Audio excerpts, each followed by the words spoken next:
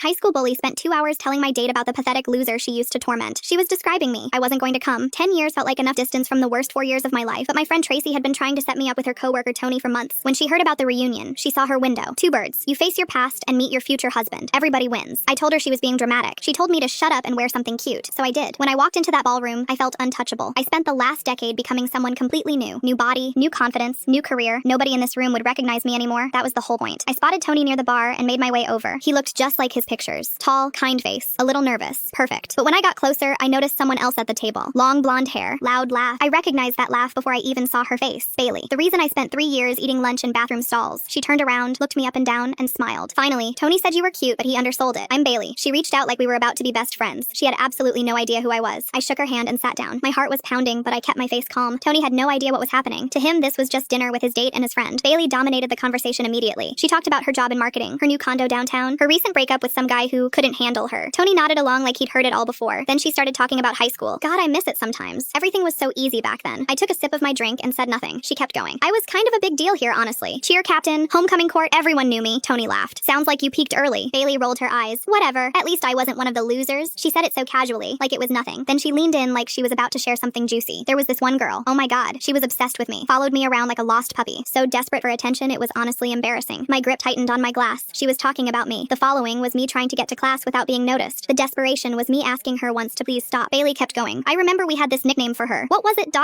She snapped her fingers trying to remember. Trash can. That was it. Because she always hid by the dumpsters during lunch like a literal raccoon. Tony looked uncomfortable. That's kind of mean. Bailey waved him off. It was high school. Everyone was mean. Besides, she made it so easy. She was like this sad little ghost that nobody wanted around. I sat there listening to her describe the worst years of my life like they were a funny story. She had no idea the ghost was sitting right across from her. Bailey was still laughing at her own story when Tony cleared his throat. So whatever happened to her? Bailey shrugged. No idea. She transferred senior year, I think. Probably still a mess somewhere. She looked at me and smiled. Anyway, enough about ancient history. Tell me about you. Where'd you grow up? I set my drink down. Here, actually. Bailey blinked. Wait, you went to this school? I nodded. She leaned back and looked at me again. Harder this time. That's so weird. I seriously don't remember you at all. What year did you graduate? I told her. Same year as her. Her smile flickered. Okay, that's crazy. I knew everyone in our class. What was your name back then? I told her my name. My full name. The one she used to say in that mocking voice every single day. Bailey's face went pale. Her mouth opened but nothing came out. I watched the recognition hit her in waves. First confusion, then shock, then something that looked like fear. Wait, no. There's no way. I didn't say anything. I just sat there and let her put it together. Tony looked between us completely lost. Bailey's voice dropped to a whisper. Your trash can? I smiled for the first time all night. I go by my actual name now, but yeah, that was me. Bailey looked like she wanted the floor to swallow her whole. Oh my God, I didn't. You look so... She couldn't finish. Tony finally spoke. Wait, this is the girl you were just talking about? Bailey didn't answer. She didn't have to. The silence said everything. Bailey rushed out without another word. Tony watched her go, then turned to me. Everything she said tonight was fake. The job, the condo, she lives with her parents. I smiled. Turns out the ghost had a better life than the queen.